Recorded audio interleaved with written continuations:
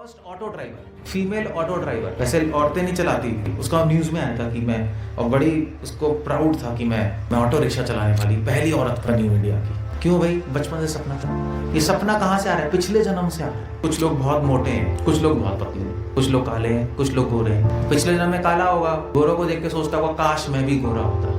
इतिहास में बहुत लोगों को भगवान के दर्शन हुए। सबसे कम समय में ध्रुव महाराज को हुए, सिर्फ 6 महीने में। संकल्प के साथ भगवान को प्राप्त करना चाहता है तो भगवान उसको मिल जाएंगे, मगर माया उसका संकल्प तोड़ने की कोशिश पूरी करेगी। नमः ओम विष्णुपादाय कृष्ण प्रेष्ठाय भूतले श्रीमते भक्ति वेदांत स्वामिनिति नामिने नमस्ते सरस्वती देवे गौरवाणी प्रचारिणे विशेष शून्यवादी पाश्चात्यष्टानिने। ये आज हम चर्चा कर रहे हैं ध्रुव महाराज की, भक्त ध्रुव। तो ये कौन थे और इनसे हमें क्या सीखने को मिल रहा है, वो हम चर्चा कर रहे हैं। भक्त ध्रुव कौन थे? ऐसे कई भक्त हैं इतिहास में, मतलब कई करोड़ों भक्त हैं हुए हैं जिनके चरित्र के बारे में पढ़ने से हमें उत्साह मिलता है भगवान की भक्ति करने का। और ज़रूरी नहीं है कि वो भक्त हिंदू हो, भक्त तो भक्त होता है किसी भी भेष में, चाहे हिंदू हो, चाहे क्रिश्चियन हो, चाहे इस्लाम हो, चाहे सिख हो, कोई भी धर्म से हो। जो भक्त होते हैं वो तो धर्म के परे ही होते हैं, वैसे भी वो भगवान से प्रेम करते हैं। तो उनके चरित्र में शुद्धता होती है, दृढ़ता होती है। ध्रुव का मतलब दृढ़, और भगवान को प्राप्त करने की लालसा होती है। इसीलिए उनके चरित्र को पढ़ने से हमें भी उत्साह मिलता है, हम भी ऐसा कर सकते हैं, हमें भी करना चाहिए। इसलिए भक्तों का चरित्र पढ़ना बहुत ज़रूरी है। इसीलिए भागवत कथा में मैंने भागवत से कुछ भक्तों के चरित्र उठाए हैं और जो आपको बता रहा हूँ मैं। कल भक्त प्रहलाद की चर्चा की थी, आज ध्रुव महाराज की चर्चा कर रहे हैं। ध्रुव महाराज कहते हैं उनको, भक्त ध्रुव भी कह सकते हो। सो कौन थे ये? एक्चुअली क्या था कि एक बहुत बड़े राजा थे सतयुग में, उनका नाम था उत्तानपाद, और उनकी 2 रानियां थी, सुरुचि और सुनीति। पहले ज़माने में राजाओं की बहुत सारी रानियां होती थी, अलाउड था। क्षत्रियों को मैरिज करना ज़्यादा अलाउड था, क्योंकि कई राजाओं की तो 50-50 रानियां थी। जैसे चित्रकेतु जो थे राजा थे, भागवत में आते हैं, उनकी कितनी 50 रानी थी, उससे भी ज़्यादा शायद। कितनी? एक करोड़ रानियां। 1 करोड़ रानियां कैसे होती हैं मुझे नहीं पता, भगवान जाने। वो शास्त्रों में लिखा है, मगर उसका मतलब क्या है, क्योंकि 1 करोड़ रानियों को तो संभाल भी नहीं सकता आदमी, मर ही जाएगा वो, मर जाएगा वो, तो डेथ हो जाएगी वो तो 1 करोड़ शादी कर करके मर ही जाएगा, ख़त्म ही हो जाएगा वो तो। सो एनीवे, पहले ज़माने में रानियाँ होती 10,000 रानियाँ थीं। कृष्ण भगवान की कितनी थी रानियाँ, किसी को पता है? 16,000। हाँ, तो वो लोग कहते हैं इतनी सारी रानियां, अबे चित्रकेतु के 1 करोड़ है, कृष्ण भगवान को क्या करना? पहले ज़माने में होती थी रानियां, और वो उसका कारण था। ऐसा नहीं है कि वो अय्याश थे, मज़े करना था उनको। मज़ा तो वैसे भी एक पत्नी को संभाल के कौन सा मज़ा आता है, वो तो प्रॉब्लम है ना। शादी करने के बाद पता लगता है क्या प्रॉब्लम है। बट अय्याश नहीं होते थे राजा, वो पिक्चर गलत दिखाई है। शास्त्रों में लिखा है कि क्षत्रिय क्योंकि राजा थे तो वो स्त्रियों की रक्षा कर सकते थे, और स्त्रियों की रक्षा होनी चाहिए समाज में, स्त्रियों को आदर मिलना चाहिए। शास्त्र तो यही कह रहे हैं। हमारे शास्त्रों में स्त्रियों को देवी कहा जाता है।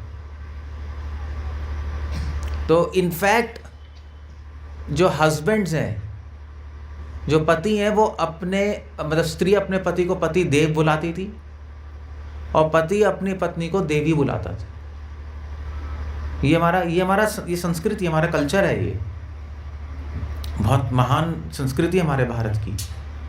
बोलने में भी एक आदर था, शब्दों में। तो एनीवे, सो उत्तानपाद की केवल 2 ही पत्नियां थी, हजारों नहीं थी। अब मुझे नहीं पता, हो सकता है और भी पत्नियां हो। 2 मेन थी, सुरुचि और सुनीति। सो अब मैं बाद में बताऊंगा इनका नाम ऐसे क्यों है। तो सुरुचि जो थी, उसका एक बेटा हुआ, उत्तानपाद और सुरुचि का, उसका बेटा हुआ उत्तम। और सुनीति से पुत्र हुआ ध्रुव। अब हो गया, सब खुश थे। जैसे पिक्चर शुरू होती है ना, सब खुश थे। पिक्चर में फिर इंटरवल आता है, फिर चेंज होती है। तो क्या हुआ कि ये जो थे, अब उत्तानपाद जी को सुरुचि जो रानी थी वो ज़्यादा पसंद थी सुनीति से। ऐसा होता है। जैसे रामायण में दशरथ महाराज की 3 पत्नियां थी, पता है ना? कौन कौन सी? कौशल्या, सुमित्रा और कैकेयी। कैकेयी सबसे प्रिय थी दशरथ जी को। सो कोई ना कोई फेवरेट होता है। उत्तानपाद जी की फेवरेट ये थी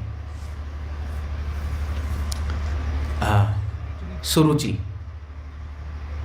तो अब सुरुचि फेवरेट थी तो उसका पुत्र भी फेवरेट होगा, उत्तम। सुनीति इतनी फेवरेट नहीं थी।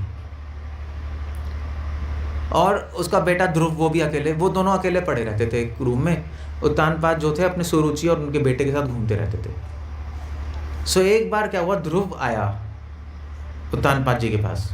वो बैठे हुए थे अपने अपने अपने आसन पे। तो ध्रुव आए और ध्रुव ने जाके उनकी गोदी में बैठ गए, उत्तानपाद जी की। और जब बैठ गए गोदी में तो सुरुचि ने उसको हटा दिया। ने कहा चलो हटो यहाँ से, क्योंकि इस गद्दी पे बैठने का अधिकार मेरे बेटे को है, तुम्हें नहीं है, तुम जाओ। ध्रुव चले गए रो रो के अपनी मम्मी के पास, सुनीति के पास। उन्होंने कहा कि मेरे को ऐसा हो गया। सुनीति को बहुत दुख हुआ ये सुन के कि ऐसा हुआ। मगर सुनीति ने कहा ठीक है, चिंता मत करो ध्रुव। ध्रुव की उम्र उस टाइम 5 साल थी।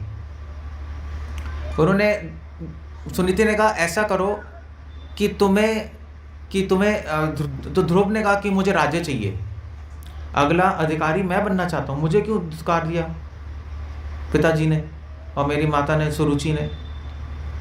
तो सुनीति ने कहा देखो अब जो भी है, तुम्हें अगर तुम्हें चाहिए ये राज्य तो विष्णु की उपासना करो, भगवान से मांगो, वो कुछ भी कर सकते हैं। सुनीति ने तो ऐसे ही बोल दिया, बच्चा है 5 साल का, ऐसे उनसे मांगो, उनसे प्रार्थना करो तो वो दे देंगे। तो ध्रुव ने कहा अच्छा। तो ध्रुव ने कहा भगवान कहाँ मिलेंगे? तो सुनीति ने ऐसे बोल दिया जंगल में मिलेंगे। अब बच्चे को तो ऐसे ही बोल दिया जंगल में मिलेंगे, जब जंगल जाएंगे तो अपना तुम मांग लेना वहाँ पे। वैसे बच्चे को बहलाते हैं, मगर ध्रुव ने ये बात बहुत सीरियसली ले ली और घर छोड़ के जंगल में निकल गए। अब मज़े की बात है कि 5 साल का बच्चा जंगल जा सकता है?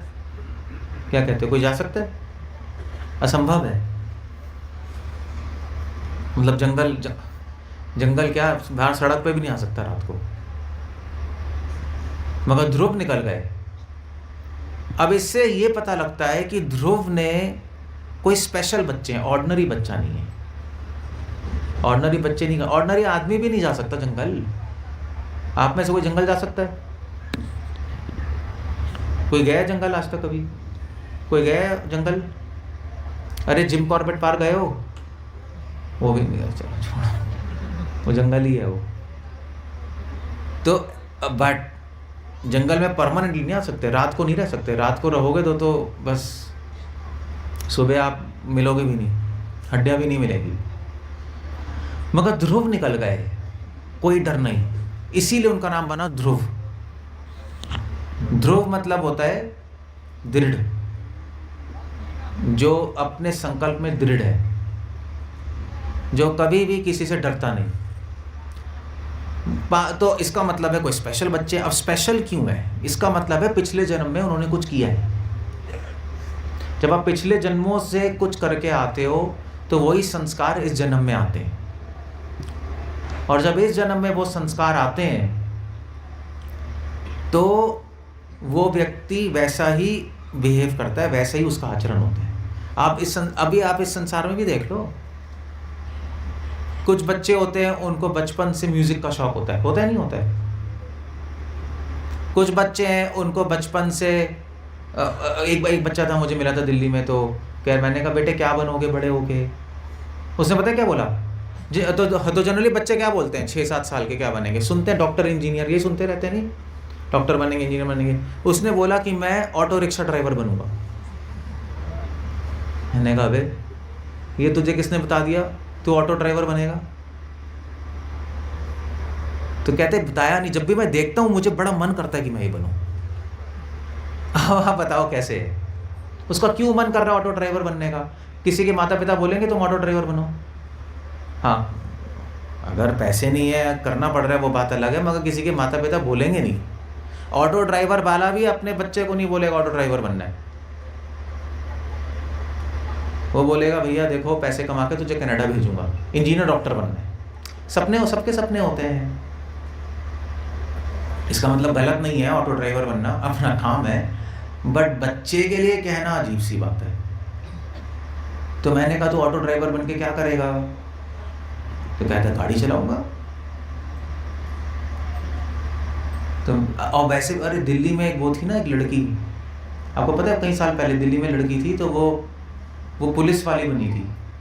कुछ था ना ऐसे, पुलिस वाली बनी थी लड़की, पहली पुलिस वाली लड़की है। कौन था? नहीं किरण बेदी नहीं, वो कौन था? नहीं पुलिस वाली नहीं, सॉरी किरण बेदी पहली थी। First auto driver, female auto driver. वैसे औरतें नहीं चलाती, चलाती हैं नहीं चलाती। उसका न्यूज़ में आया था कि मैं, और बड़ी उसको प्राउड था कि मैं ऑटो रिक्शा चलाने वाली पहली औरत बनी इंडिया की। क्यों भाई? बचपन से सपना था। सो कहाँ से आ रही है वो चीज़ें? ये सपना कहाँ से आ रहा है? पिछले जन्म से आ रहा है। पिछले जन्म में ऑटो ड्राइवर होगी, वो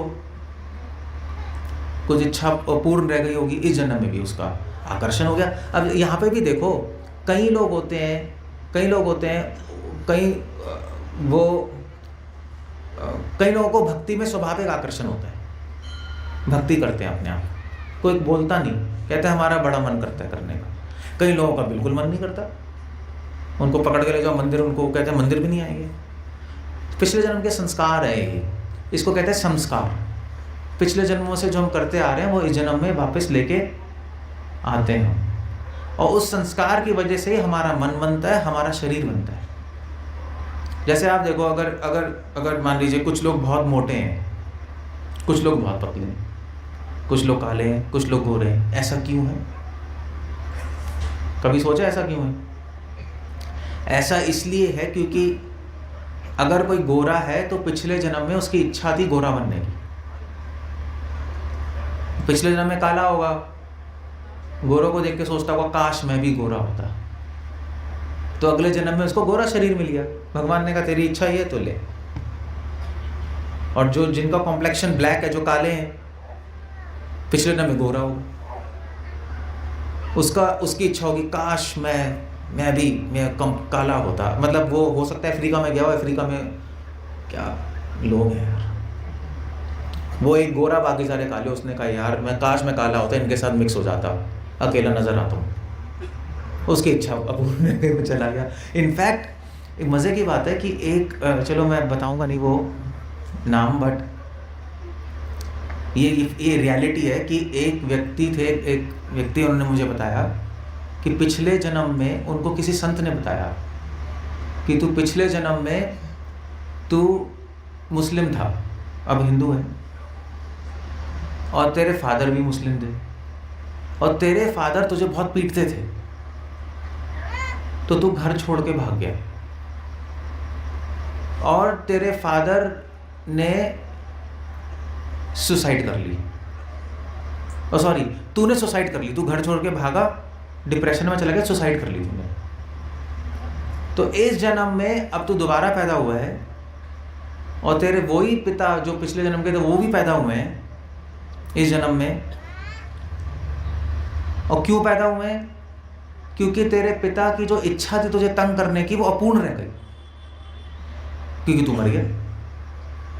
तो तेरे पिताजी बहुत सोचते थे मैं इसको पूरी तरह तंग नहीं कर पाया, ये मर गया, इसलिए तुझे दोबारा तंग करने के लिए दोबारा पैदा हुए हैं तेरे पिता के रूप में, तू पुत्र के रूप में, और अब तुझे इस जन्म में भी तंग कर रहे हैं।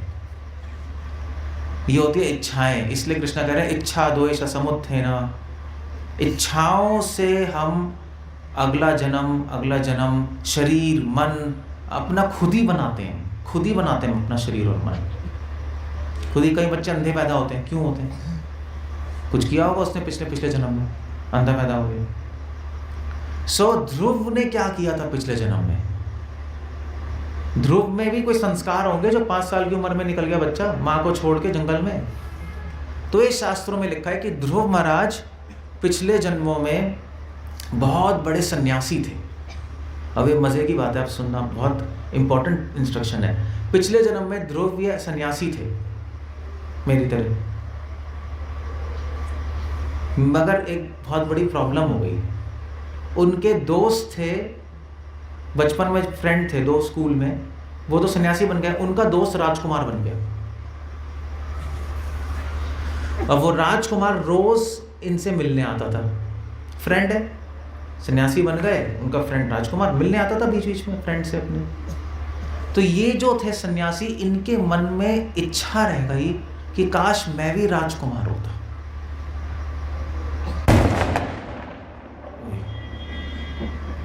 तो ये इच्छा रह गई काश मैं भी राजकुमार, उनको देख देख कर बार बार मिल के ना उसके मन में भी इच्छा आ गई कि काश मैं भी राजकुमार होता तो अच्छा रहता, मतलब सब आराम होते, मैं सन्यासी हूँ। ये इच्छा आ गई मिल के। और उस इच्छा की वजह से उनको अगला जन्म किसका मिला? राजकुमार का मिला। ध्रुव राजकुमारी बने। एक इच्छा आपको एक जन्म देगी, 2 इच्छा कितनी जन्म देगी? जल्दी बताओ। 2, 3, 4, 10, 100। हमारे में कितनी इच्छाएं हैं? अनगिनत। तो कितने जन्म हो गए हमारे? हाँ, बस यही है, अनगिनत इच्छाएं, अनगिनत जन्म, एंडलेस।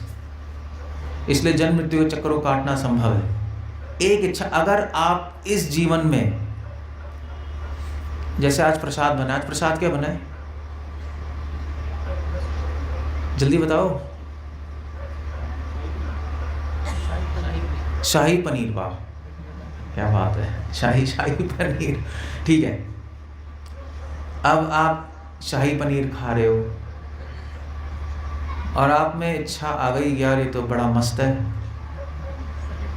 काश रोज खाते शाही पनीर, तो जीवन बदल जाता।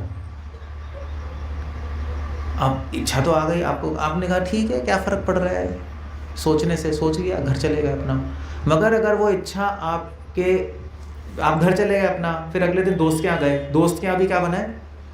शाही पनीर। यार शाही पनीर फिर आ गया, फिर खाया, आपने कहा यार कितना मस्त है, फिर घर गए, सो गए, फिर उसके अगले दिन अपने ससुराल गए। ससुराल ही कहते हैं ना, ससुराल क्या होता है? ससुराल क्या होता है? वाइफ का घर। हाँ, मेरी पत्नी का ससुराल गए, वहाँ पे आपकी मदर इन लॉ ने क्या बनाया? शाही पनीर। फिर खाया, अब आपके मन में शाही पनीर घुस गया, ऐड भी शाही पनीर का आ रहा है, सपने भी शाही पनीर के। 1 महीने तक यही चलता रहा, फिर अब बस आपके अंदर घुस गया शाही पनीर। फिर जब भी आप शाही पनीर देखते हो, थूक अपने आप निकल आता है, ऐसा सर्किट बन गया यहाँ पर। तो क्या होगा? अगले जन्म में आप क्या बनोगे? शाही पनीर बनोगे। पागल हो क्या? शाही पनीर थोड़ी ना बन सकते हो। अगले जन्म में क्या बनोगे? है क्या? आप दुनिया के ऐसे कुक बनोगे जो शाही पनीर में एक्सपर्ट है।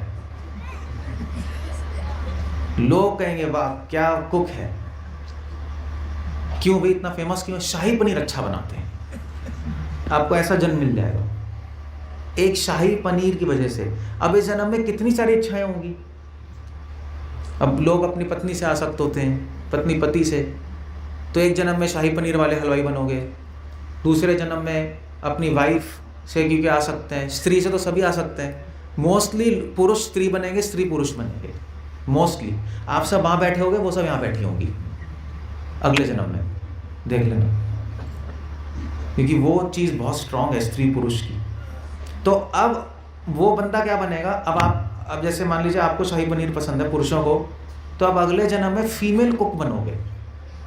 स्त्री शरीर तो मिलेगा ही, स्त्री से तो आकर्षण है ही। स्त्री शरीर मिल गया कि स्त्री से आ सकते हो, शाही पनीर से आ सकते हो, तो कुक बन जाओगे शाही पनीर वाले। तो अब मिसेस कैसे कहेंगे, क्या नाम बोलूं, Mrs Neena Chopra, world famous cook, shahi paneer बनाने वाली। पिछले जन्म में क्या थी? पिछले जन्म में पुरुष थी, मिस्टर जो भी नाम कर लो, हैं मिस्टर नायर। पिछले जन्म थी, पिछले जन्म में शाही पनीर बहुत पसंद था इनको।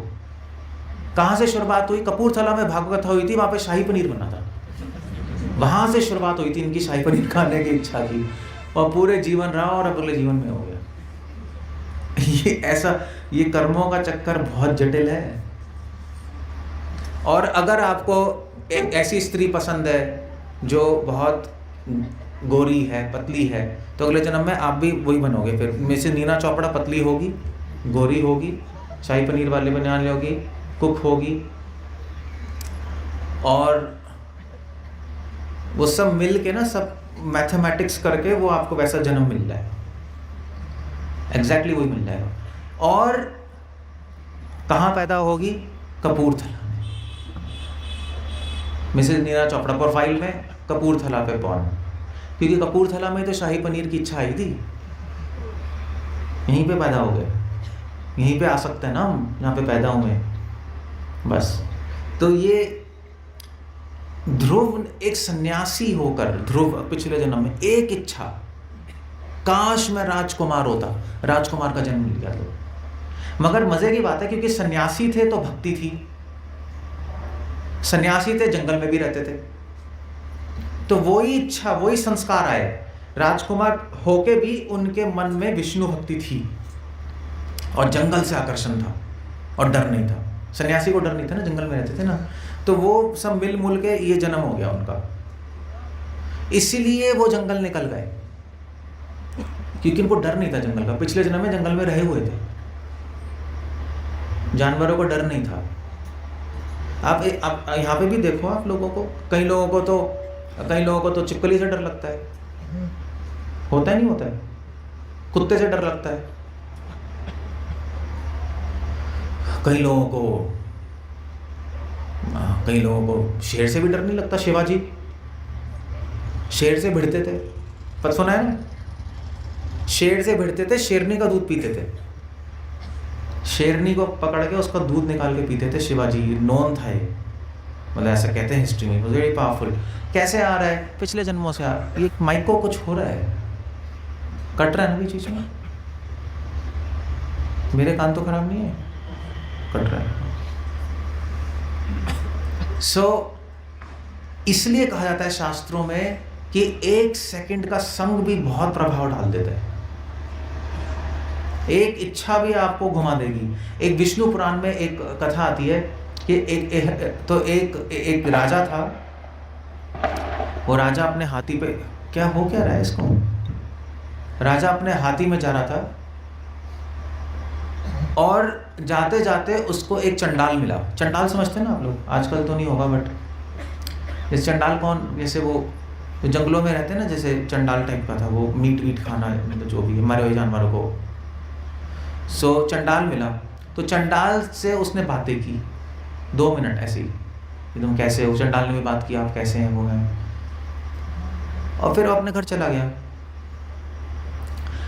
मगर जब मरा तो उसको नर्क जाना पड़ा। तो उसने कहा यमदूतों से, मुझे नर्क क्यों ले जा रहे हो? मैंने तो पूरे जीवन अच्छा ही किया है, लोगों का पुण्य किया है, सबकी मदद की है। तो उन्होंने कहा तूने 2 मिनट चंडाल से बात की थी, और जो 2 मिनट जो तूने बात की थी चंडाल से, वो तूने उसके कल्याण के लिए बात नहीं की थी, तूने ऐसी बात की थी और उसको वहां से भगा दिया था, तूने उसको भगा दिया था राजा ने। उसकी वजह से तुझे नर्क में जाना पड़ रहा है। 1-2 मिनट के लिए जो भी उसने गलत किया उसके से नर्क जाना पड़ रहा है। अब देखो कैसी बात है। सो ध्रुव महाराज यही थे। ध्रुव महाराज पिछले जन्म में सन्यासी, एक इच्छा से राजकुमार बन गए। इसलिए क्या हो क्या रहा है, माइक खराब हो रहा है आपका, ये बार बार कट रहे हैं। ये तो हिलाते जा रहे हैं, कुछ करते जा रहे हैं, बैठे बैठे उंगलियां खुजली हो रही है। वो छुओ मत यार उसको, जस्ट लीव इट अराउंड, गड़बड़ हो रही है। सो मैं क्या कह रहा था, भूल जाता हूँ मैं एक्चुअली ना, इसकी वजह से। क्या कह रहा था मैं? हाँ वो तो हो गया। तो ध्रुव जो थे वो जंगल में चले गए, और जंगल में गए, अब उनको आकर्षण था, जंगल से निकल गए, रात को निकल गए। तो वहाँ पे गए और वहाँ पे जाके उन्होंने सोचा अब मैं विष्णु से मिलूंगा। उनकी मदर ने कहा विष्णु यहाँ पे मिलेंगे, भगवान ढूंढ रहे थे जंगल में। तो अब आप एक अजीब सी बात है, जब वो जंगल में गए, अब भगवान को ढूंढ रहे, भगवान ऐसे तो मिलेंगे नहीं, जिनसे जंगल में आने से थोड़ा ना मिलते हैं। अगर जंगल में आने से भगवान मिल जाए तो सारे बंदरों को भगवान मिल जाए, वो तो पहले ही जंगल में रह रहे है ना। सो गए वहां, तो भगवान विष्णु जो ढूंढ रहे थे भगवान को वहां, तो भगवान विष्णु अपने धाम में बैठ के सोच रहे थे कि ये बच्चा मुझे ढूंढ रहा है। ही वाज, भगवान इम्प्रेस थे, और भगवान को तो पता है सारे जन्मों का, पिछले जन्म में सन्यासी हैं, भगवान को पता था उनके हृदय में भक्ति है। तो भगवान ने कहा मुझे ढूंढ रहा है, इसलिए जो मुझे इसकी मदद करनी पड़ेगी। तो यही सिद्धांत है, जो भगवान को ढूंढेगा भगवान उसकी मदद करेंगे, भगवान चुप नहीं बैठ सकते। भक्ति सिद्धांत सरस्वती ठाकुर यही कहते थे कि जो भगवान को ढूंढेगा भगवान उसको ढूंढेंगे, यही नियम है बस। सो भगवान मदद जरूर करेंगे उसकी। सो भगवान विष्णु ने सोचा कि मुझे मदद करनी पड़ेगी, कुछ रास्ता दिखाना पड़ेगा इस बच्चे को। तो ध्रुव को उन्होंने भगवान ने नारद मुनि को बुलाया। नारद मुनि से कहा आप जाइए और इसको रास्ता दिखाइए बच्चे को, ध्रुव को। नारद मुनि आए, अपना नारायण जो भी बोलते नारद मुनि ने ध्रुव महाराज को बोला, ध्रुव तुम किसको ढूंढ रहे हो? मैंने कहा विष्णु को। क्यों? क्योंकि मुझे विष्णु भगवान से राज्य मांगना है अपने पिता का। तो नारद मुनि ने कहा छोड़ो ये सब, क्या करना है राज्य वाज्य का, वैसे भी तुम छोटे बच्चे हो, जंगल में इतने जंगली जानवर हैं, ये जो जंगली जानवर हैं तुम्हें खा जाएंगे, कुछ खाने को नहीं मिलेगा, तुम मर जाओगे, और वैसे भी छोटे, जब तुम बड़े हो जाओगे तब आ जाना, और तुम्हें कोई शिक्षा भी नहीं है, कुछ सीखा भी नहीं तुमने, तुम क्या मंत्र जप करोगे। तो नारद मुनि ने इस तरह बोला। ध्रुव महाराज ने कहा जो भी हो मैं विष्णु से मिले बिना नहीं जाऊंगा, इसलिए उनका नाम क्या पड़ा? ध्रुव। संकल्प था, चाहे मर जाओ चाहे कुछ भी हो, मैं वापस नहीं जा रहा। नारद मुनि ने बहुत कोशिश की उसको वापस रिटर्न करने के लिए, वापस नहीं गए ध्रुव। नारद मुनि परीक्षा ले रहे थे। जैसे आपके उपनिषदों में एक कैरेक्टर थे नचिकेता। नचिकेता पुत्र थे ब्राह्मण के, तो ब्राह्मण गोदान कर रहा था। तो उस ब्राह्मण ने एक्चुअली गोदान में अपनी सबसे गंदी गाय गोदान की। तो नचिकेता ने पिता को बोला कि आपको सबसे बेस्ट गाय दान करनी चाहिए, सबसे गंदी क्यों कर रहे हो? तो ये पिता ने कहा तू जा मर जा। तो नचिकेता को यमराज जी पकड़ के ले गए, मैं यमदूत पकड़ के ले गए। तो जब पकड़ के ले गए तो वो वहां गए तो वहाँ पे यमराज जी से मिलवाना था उनको। अब यमराज जी वहाँ पे छुट्टी के लिए गए हुए थे। यमराज जी छुट्टी करने जाते हैं, मुझे पहली बार पता I don't know. Yamraj ji छुट्टी पे चले गए थे 3 दिन की, फ्राइडे सैटरडे संडे होगा, कुछ होगा, लॉन्ग वीकेंड, छुट्टी पे। तो यमदूत ने कहा भैया अभी तो यमराज जी, अभी तो दरवाज़ा ही बंद है, तुम यहीं पे वेट करो। तो वहीं पे उन्होंने 3 दिन वेट किया। सो यमराज जी जब, क्या हो रहा है ये विष्णु, क्या कर रहे हो? नहीं चेंज कुछ नहीं करना, बैठे रहो, अभी अभी चुप रहो सब लोग। सो यमराज जी, इसकी सेल वीक हो रही है क्या? तो दूसरा माइक दे दो फिर। तो यमराज जी जो है वो 3 दिन बाद आए। 3 दिन बाद आने के बाद यमराज जी ने जब गेट खोला तो नचिकेता ने कहा कि, यमराज जी ने कहा मैं बहुत सॉरी हूँ, तुम्हें मेरे लिए वेट करना पड़ा, इसलिए तुम 3 इच्छाएं मांगो। 3 इच्छाएं छोड़ दो विष्णु, विष्णु छोड़ दो, मैं कथा कर नहीं पा रहा, मुझे इसी से काम चला लेंगे, सब आपको ही देख रहे हैं, मुझे देखने की बजाय तो उन्हीं को देख रहे हैं माइक को। सो यमराज जी 3 दिन उन्होंने कहा सॉरी मैं 3 दिन, तो 3 वरदान मांगो। तो 3 वरदान देने से नचिकेता ने पहला वरदान मांगा कि जो मेरे पिता जो मुझसे गुस्सा है वो ठीक हो जाए, पहला वरदान, ठीक है ना।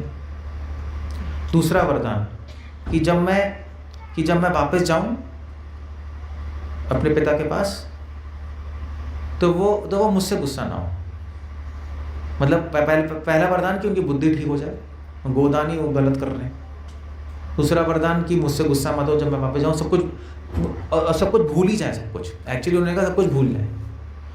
तीसरा वरदान उन्होंने मांगा कि मुझे बताइए मृत्यु क्या है। तो यमराज ने कहा ये क्यों पूछ रहे हो तुम, ऐसा क्यों पूछ रहे हो? तो नचिकेता ने कहा मैं इसलिए पूछ रहा हूँ ऐसा क्योंकि आप मृत्यु के देवता हैं। खराब हो गया प्रभु, ईगो बढ़ गई, कुछ करना पड़ेगा, एक्चुअली छुओ मत आप लोग को, क्योंकि मैं कर नहीं पा रहा कुछ, छोड़ दो, एको बढ़ गई। सो यमराज, हरे कृष्ण, प्लीज एको कम कर सकते हैं आप लोग, एको कम करो इसकी।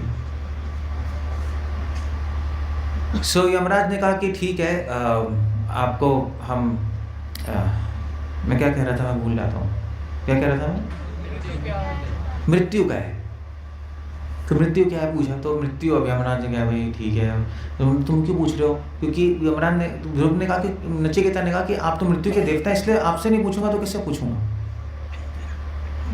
मृत्यु बेस्ट आदमी हो मृत्यु के बारे में बताने में। तो यमराज ने कहा बहुत बड़ी रहस्य है, ये तो देवी देवताओं को भी नहीं पता, तुम्हें क्या बता दूं? नचिकेता ने कहा मुझे तो जानना है। यमराज ने कहा कोई नहीं, तुम ये छोड़ दो, तुम कुछ और मांग लो। तो नचिकेता ने कहा अब क्या? तो यमराज ने कहा मैं तुम्हें पूरे संसार का धन देता हूँ, पूरे संसार का राज्य देता हूँ, तुम्हें पूरे ब्रह्मांड के सारा यश देता हूँ, जो मांगना मांग लो, बस ये मत पूछो मृत्यु क्या है, क्योंकि अगर किसी ने मृत्यु का रहस्य जान लिया तो वो अमर बन जाएगा। तो यमराज बोलते रहे, उसको टेम्पटेशन देते रहे, प्रलोभन। नचिकेता ने माना नहीं। तब यमराज जी ने बताया तुम सही अधिकारी व्यक्ति हो मृत्यु के बारे में जानने के लिए। सेम चीज ध्रुव के साथ हुई। नारद मुनि ने बहुत प्रलोभन दिए, तुम बच्चे हो, ये हो, और तुम क्यों अपना राज्य छोड़ रहे हो, भगवान विष्णु से तो बाद में भी मिल सकते हो, अभी एंजॉय कर लो, अभी जाके खिलौने खेलो, अपना बचपन क्यों खराब कर रहे हो, हजार चीजें बोली। ध्रुव ने कहा नहीं। तो इस पे इसीलिए भागवत कह रही है जिसको भगवान चाहिए, भगवान तभी मिलते हैं जब आप केवल भगवान को चाहते हो और किसी को नहीं चाहते।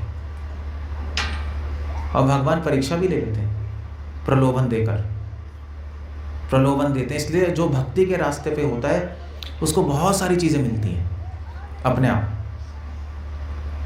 मगर हमें उसमें फंसना नहीं होता। अगर हम फंस जाएंगे तो फिर भगवान को हम प्राप्त नहीं कर पाएंगे। तो नारद मुनि ने टेस्ट करा, ध्रुव महाराज पास हो गए और नारद मुनि ने ध्रुव को कहा ठीक है अब बिल्कुल सही हो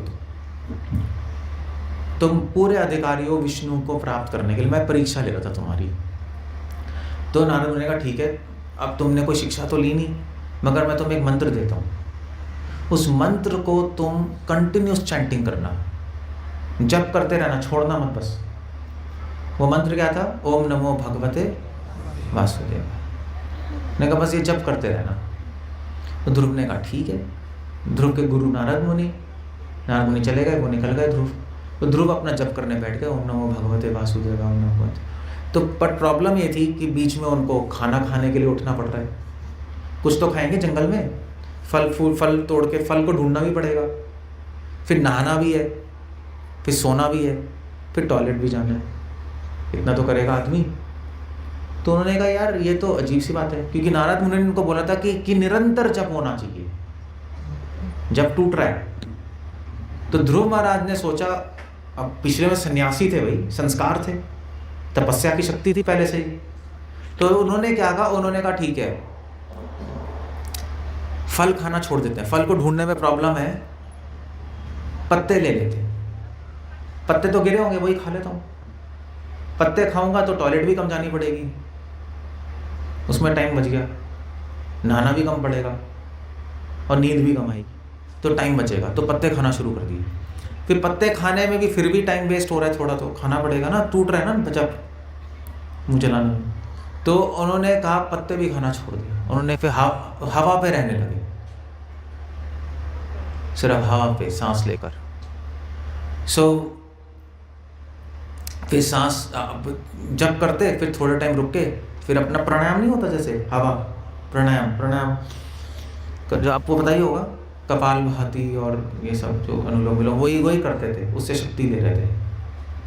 फिर उसमें भी टूट रहा था जब,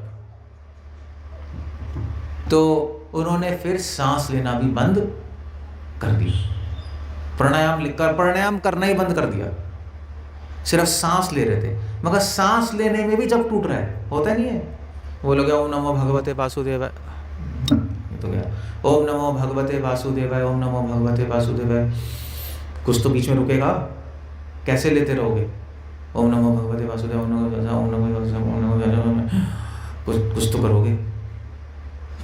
उसमें भी टूट रहा था, उन्होंने सांस लेना बंद कर दिया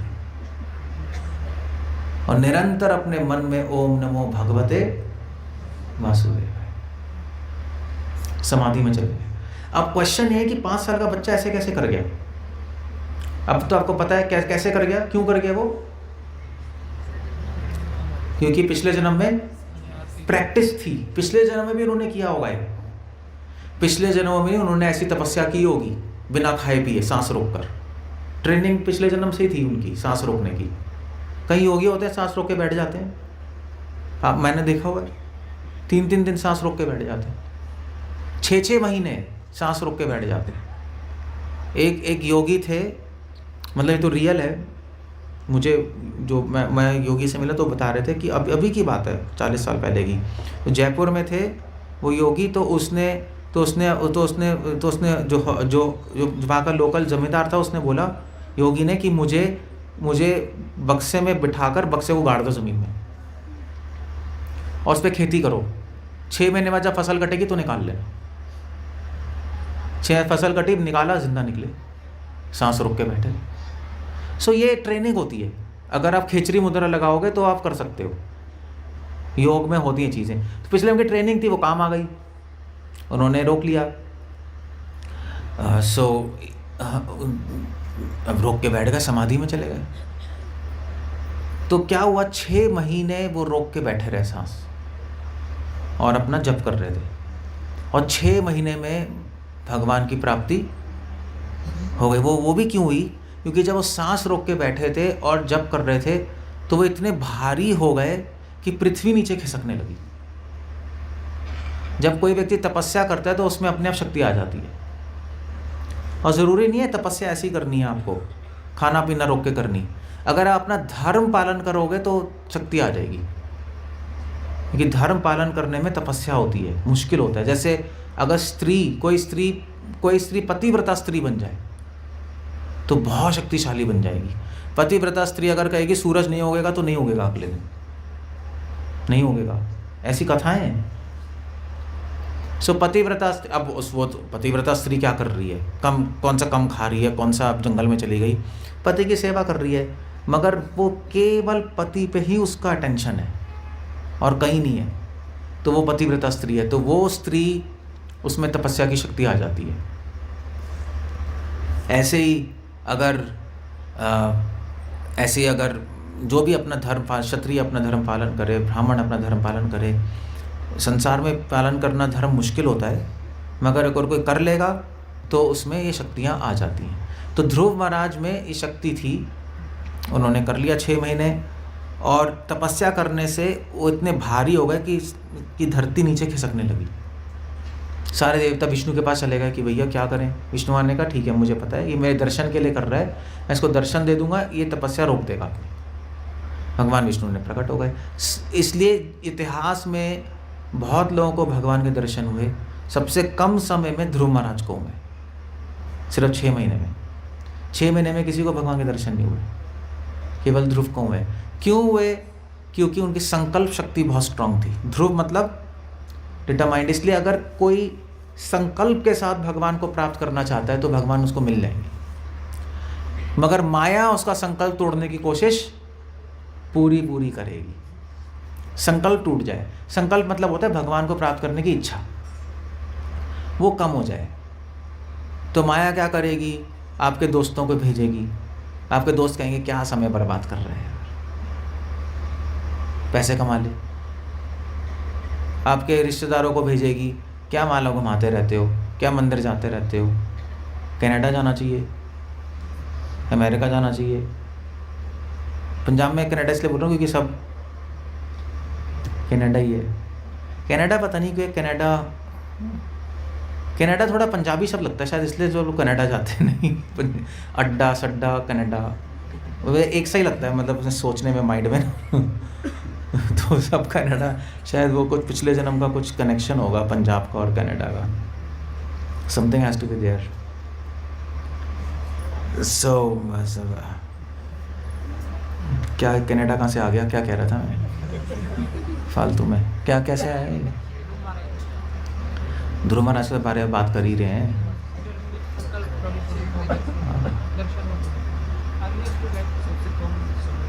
मैं कह रहा था सबसे कम समय में किसको दर्शन हुए? ध्रुव को, क्योंकि संकल्प बहुत स्ट्रांग था। कनाडा कैसे बीच में आ गया मुझे पता नहीं, बट जो भी है ख़त्म करो इसको। सो ये बात है। तो माया कह रहा था, माया आपके, हम ये कह रहे, आप लोग भी भूल रहे। तो रिश्तेदार कहेंगे कि जाओ कनाडा जाओ, क्यों भक्ति कर रहे हो, या आपके माता पिता कहेंगे बेटे देख अभी तो जवान है, अभी तो सेटल हो जा, घर बार बना ले, पैसे कमा ले, भक्ति तो बाद में हो जाएगी। ये सब इसको कहते हैं माया। इसका मतलब ये नहीं है कि आप अपना घर ना बनाओ, पैसे ना कमाओ, इसका मतलब ये नहीं है, मगर उसमें ज़्यादा उसके अंदर खो मत जा। बात ये है, उसके चक्कर में भक्ति छोड़नी नहीं चाहिए, अदरवाइज आप फंस गए माया के प्रलोभन में। सो ये जो ध्रुव महाराज का संकल्प था, विष्णु भगवान प्रकट हुए, उन्होंने दर्शन दिए। जब विष्णु प्रकट हुए तो एक बहुत मज़े की बात हुई कि जब भगवान प्रकट हुए तो ध्रुव भगवान से क्यों मिलना चाहता था? अपने पिताजी का राज्य मांगने के लिए, यही मैंने बताया था। भगवान जब प्रकट हुए तो ध्रुव महाराज सब कुछ भूल गए। भगवान इतने सुंदर, सारी इच्छाएं खत्म हो गई, राज्य मांगने की इच्छा कोई खत्म हो गई। और भगवान ने कहा ध्रुव बोलो क्या चाहिए? भूल गए, सब कुछ भूल गए।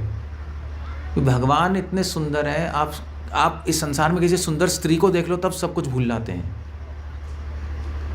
भगवान को देख के क्या होगा, आप सोचो, सब कुछ ही भूल जाओगे। भगवान तो करोड़ों गुना, करोड़ों क्या मतलब कोई कंपैरिजन ही नहीं है संसार की सुंदरता, भगवान की सुंदरता। तो भगवान ने कहा मांगो। ध्रुव ने कहा कि ध्रुव कुछ बोल नहीं पाए। भगवान को देख के वो समाधि में चले गए, सुंदरता से स्तब्ध हो जाते हैं ना, ऐसे स्तब्ध कैसे कहते हैं, स्टंट हो जाते हैं, स्टंट हो गए, स्टंट पता नहीं कैसे कहते हैं, जो भी है। हाँ हाँ, कैसे कहेंगे हिंदी में स्टंट को? स्तब्ध ही कहेंगे। स्तब्ध मतलब समझते हो ना, ना हिल पाए ना बोल पाए, बस देखते ही रह गए एक टक भगवान को। मंत्रमुग्ध कहते हैं, हाँ ऐसे कुछ है, मंत्रमुग्ध हो गए। भगवान कह रहे हैं बोलो ध्रुव, अब बोले क्या, तो भगवान को देखते ही जा रहे हैं।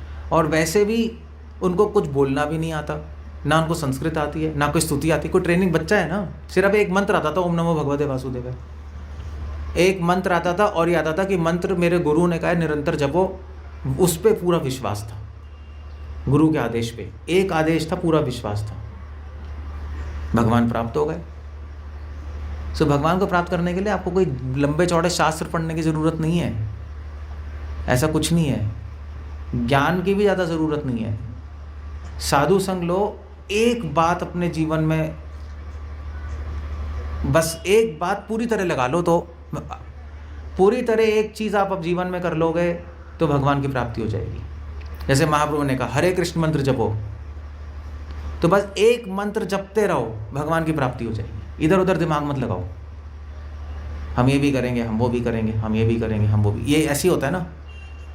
ठीक है, थोड़ा सा हम भागवत कथा में चले जाएंगे, थोड़ा सा मंगलवार को हम उस मंदिर चले जाएंगे, शनिवार को वहाँ, बृहस्पतिवार को वहाँ, फिर ये फिर वो, थोड़ा सा कुछ कर लेंगे, फिर नहीं बात बनती। फोकस, एक साधे, सुना है, सब सधे, सब साधे कोई ना सधे।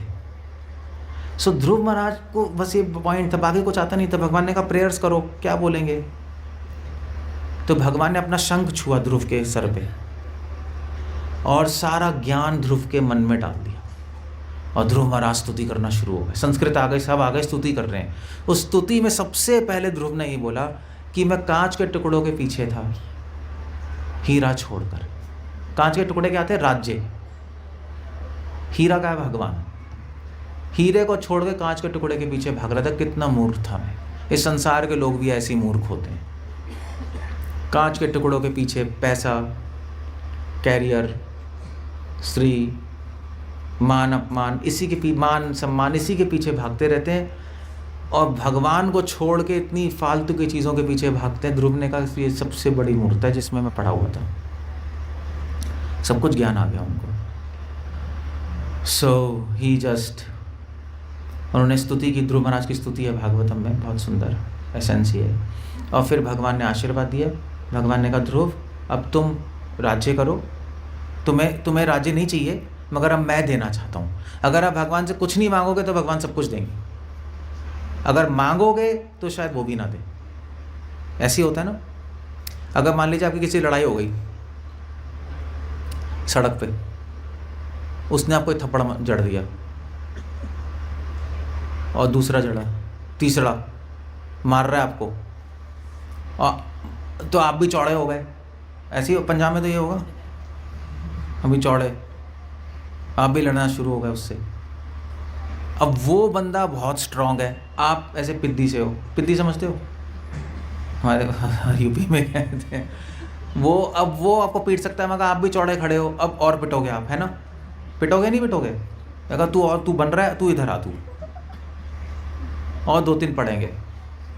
फिर आपने और गाली दी, साले हरामी, ये वो जो भी कहते हो, जो भी गाली देते हैं। ये गाली नहीं है आजकल तो और गंदी गालियाँ हैं, बट हम नहीं बोलते। सो आप गाली दे रहे हो तो वो और पिटोगे, है नहीं। सो बुद्धिमान व्यक्ति क्या करेगा? अगर आप कमज़ोर हो और आपका दुश्मन ज़्यादा स्ट्रांग है तो क्या करोगे?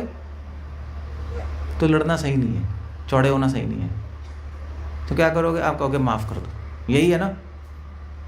तो छोड़ देगा वो, आपको माफ़ कर दो, छोड़ देगा।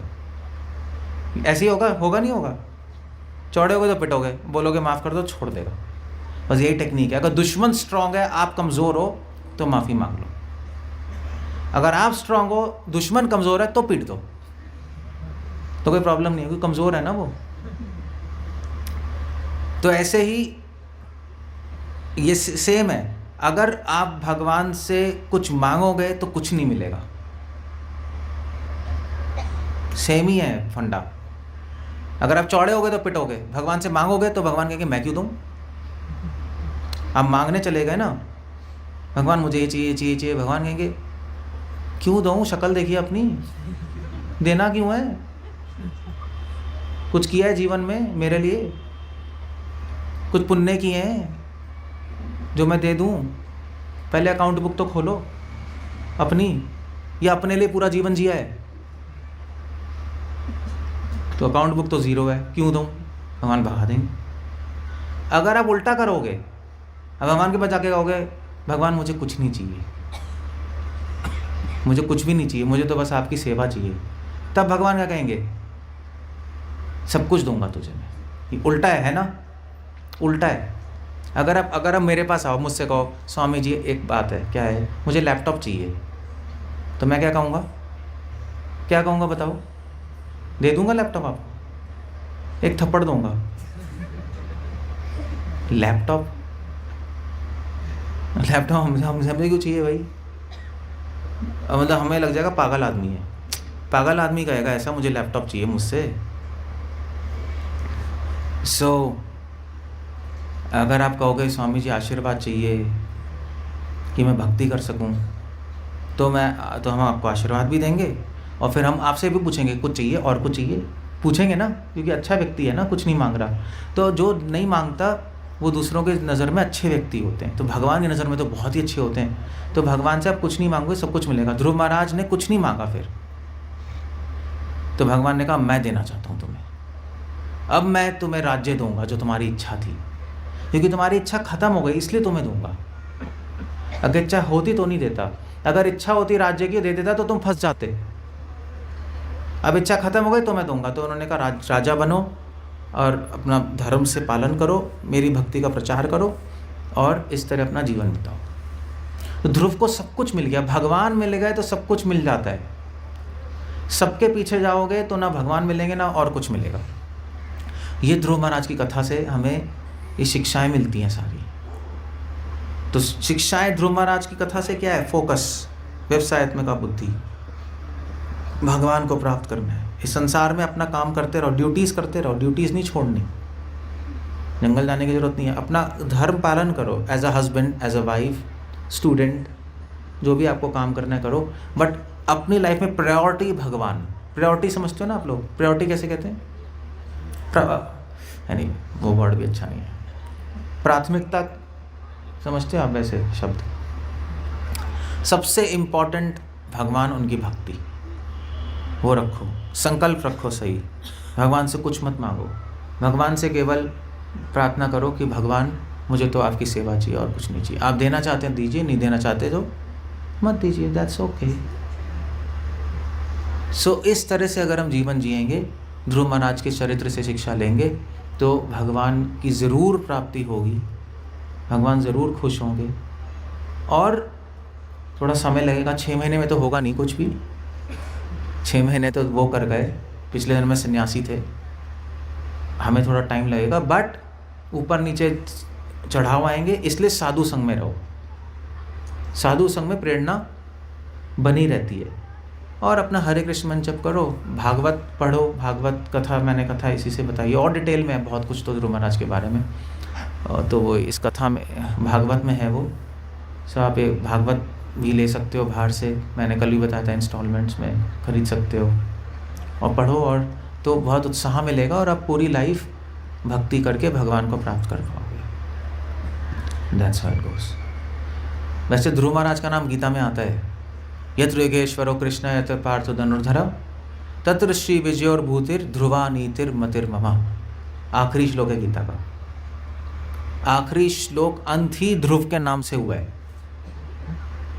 ध्रुव के नाम, ध्रुवा नीतिर मतिर ममा। न प्रहलाद के नाम से, न अम्बरीश, न प्रियव्रत, न पृथु, ध्रुव के नाम से। ध्रुव इतने इम्पोर्टेंट है कि भगवान की वाणी में लास्ट श्लोक में ध्रुव आ गए। बिना ध्रुव बने आप विष्णु को प्राप्त नहीं कर पाओगे। आइडिया ये। हरे कृष्ण। श्रील प्रभुपाद की जय। कुछ पूछना है, कुछ कहना है किसी को तो कुछ कहना है, कुछ पूछना है, गाली देनी है किसी को, ये बकवास क्या बकवास कर रहे हो, कुछ भी करना है जल्दी कर लो, क्योंकि टाइम नहीं है। हरे कृष्ण। अगर कोई प्रभु जी से इसके संबंध में जो प्रभु ने अभी कथा की है कोई प्रश्न पूछना चाहता है या कोई और भी उसके मन में कोई क्वेरी है तो हम माइक उनको दे सकते हैं, तो वो पूछ सकते हैं।